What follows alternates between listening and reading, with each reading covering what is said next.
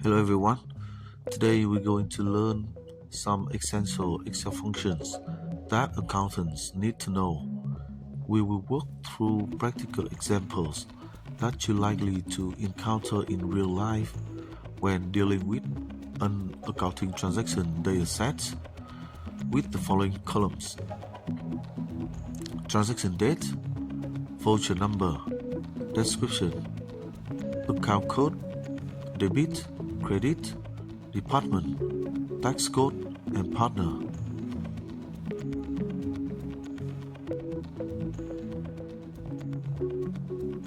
For the task number 1, we will calculate the total debit for a specific account code. To do this, we will use SUMIFS function. In this example, we actually summing based on only one condition, so the SUMIFS function would also work. However, I will use SUMIFS because it's more flexible and still works perfectly in this case. So our first argument is the sum range, which is our debit column. Next, the criteria range will be the account code column, and its criteria will be 642 as required in the exercise. To make this more dynamic, instead of hard coding 642 within the syntax, I will reference the cell J1 for the criteria. This way, when you type an account code into the cell, the formula will return the total debit for the corresponding account.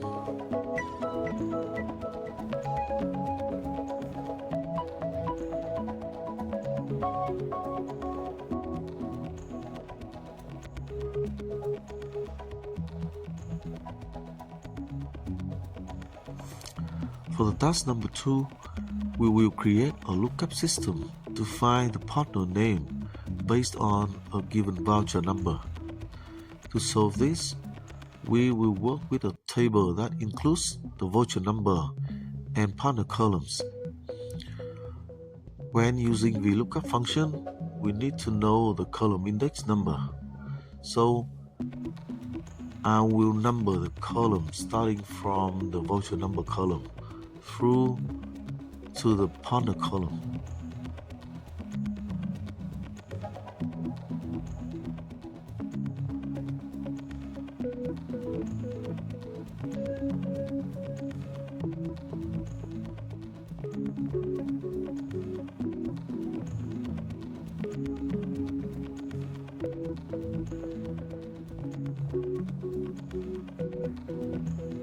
In the VLOOKUP formula, the first argument is the lookup value, which is the value in the cell's K3. The table array is the data range, and it must start from the voucher number column and extend to the partner column.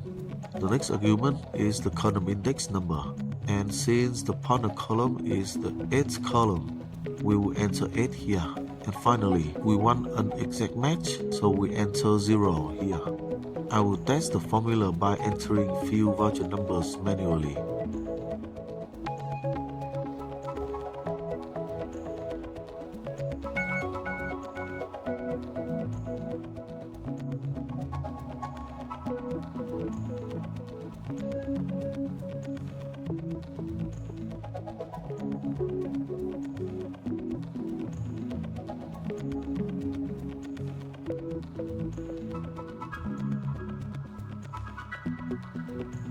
And next, we will solve the same problem using the XLOOKUP function.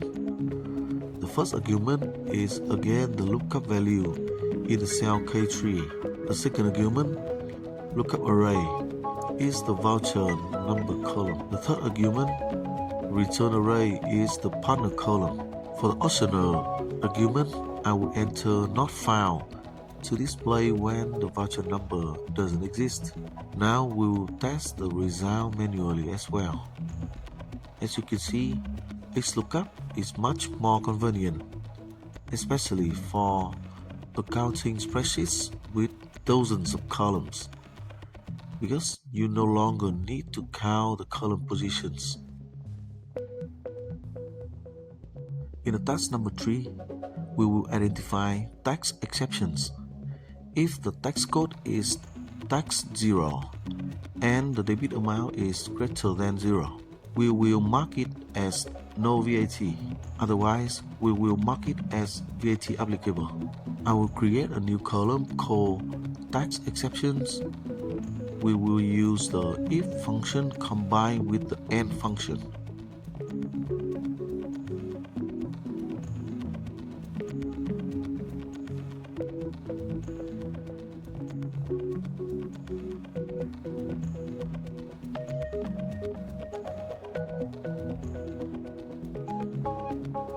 The first condition is that the tax code in cell S3 must be tax 0.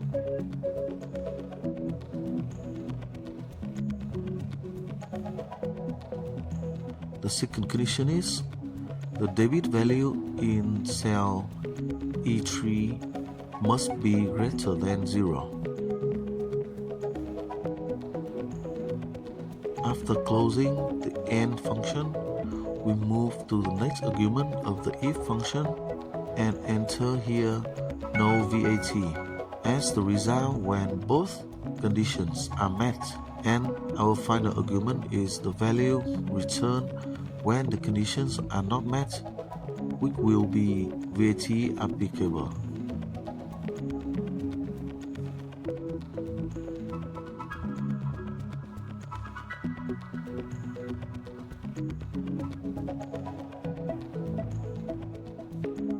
For the task number 4, we will use the SUBTOTAL function to calculate the total debit that updates automatically when you filter the department column. I will place the SUBTOTAL formula in the cell K1. The first argument is the function number, and for sum, we will use 9. The next argument is the reference, which will be the debit column. I will place a regular sum formula next to it so you can easily compare the results. Now when we filter the department column to show individual departments, you see that the SUBTOTAL function correctly displays the total debit for only the visible rows, while the sum function still calculates the total for the entire debit column.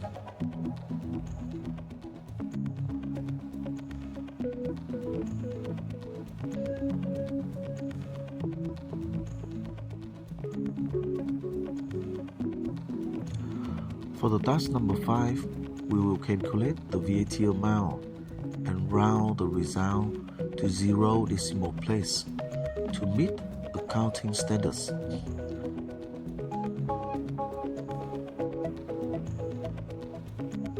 We will use the round function. The first argument number will be our calculation, which is debit multiplied by 10%. The second argument, the number of digits, will be 0.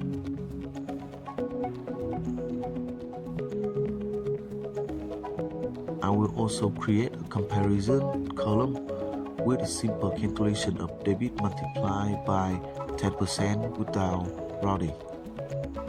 Then I will change the debit value in the first row from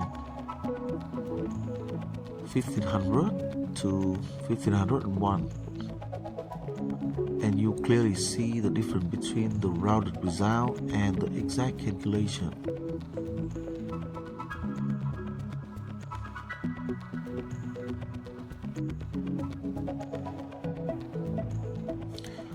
For the task number 6, we will find the last day of the month for each transactions to set a deadline for tax filing.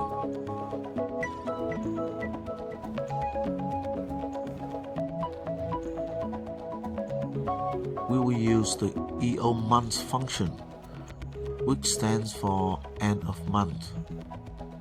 The first argument is the start date, which can be any date within the month. The second argument is the number of months to add.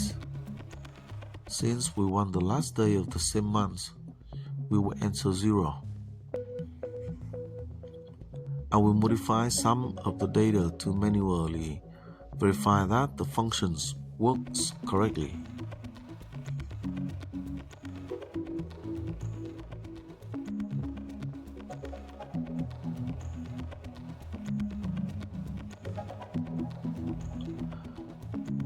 For the task number 7, we will format the voucher number and the transaction date into a unique reference key.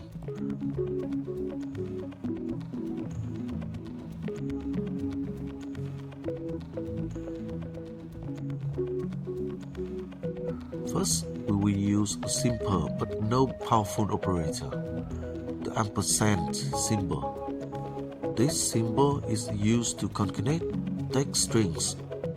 In this case, we have 3 elements: the voucher number, an underscore character, and the transaction date. However, you will notice that the result doesn't look correct at first. That's because dates in Excel are actually stored as serial numbers. To fix this, we will use the text function. The first argument is the date value, and the second argument is the format we want to apply. Here I will demonstrate 2 formats using lower k, which means dd and mm, to display the numeric day and month. And now I will use the uppercase 3 letter of M to display the month as text.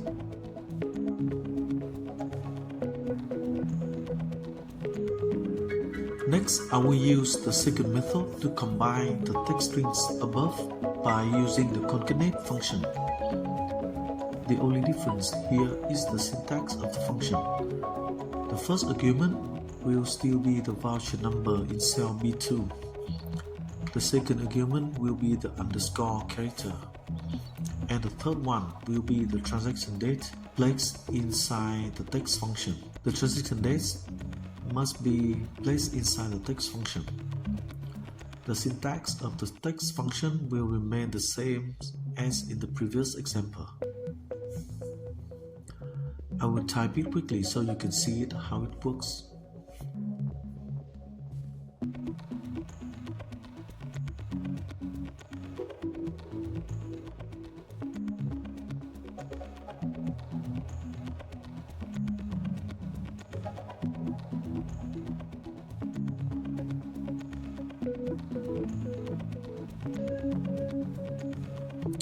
For the task number 8, we will wrap the VLOOKUP formula with if error to return new partner if the partner ID is not found in the database. We will quickly create the VLOOKUP table from the previous exercise.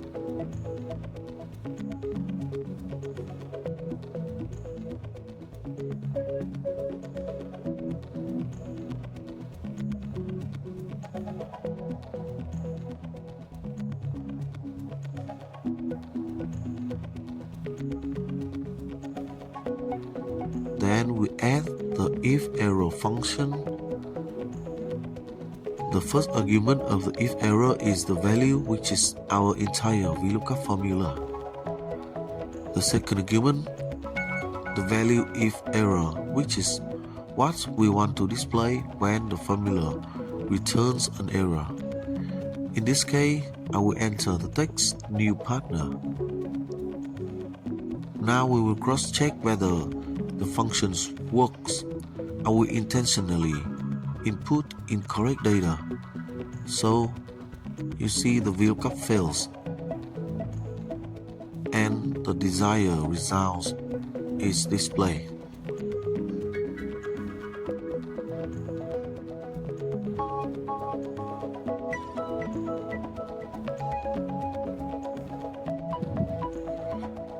For the task number 9, We will calculate the maximum debit while ignoring any error cells that may exist in the range.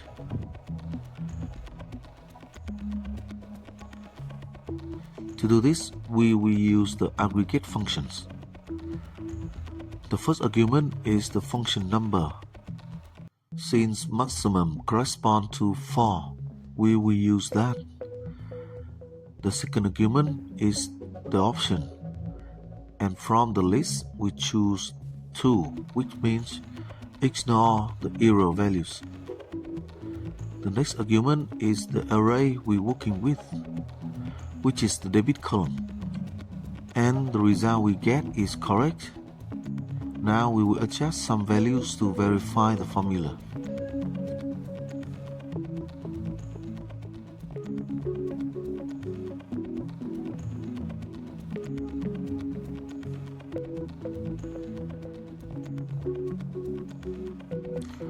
For the task number 10, we will calculate the payment due date, which is exactly 3 months after the purchase date.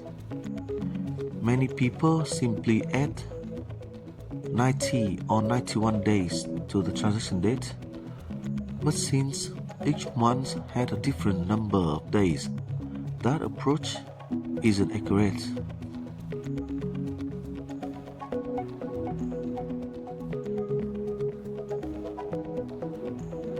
Instead, we will use the edate function. The first argument is the start date, which is the transaction date. The second argument is the number of months to add, and here we will enter 3. And you can see, using the correct function allows us to solve the problem very simply and accurately.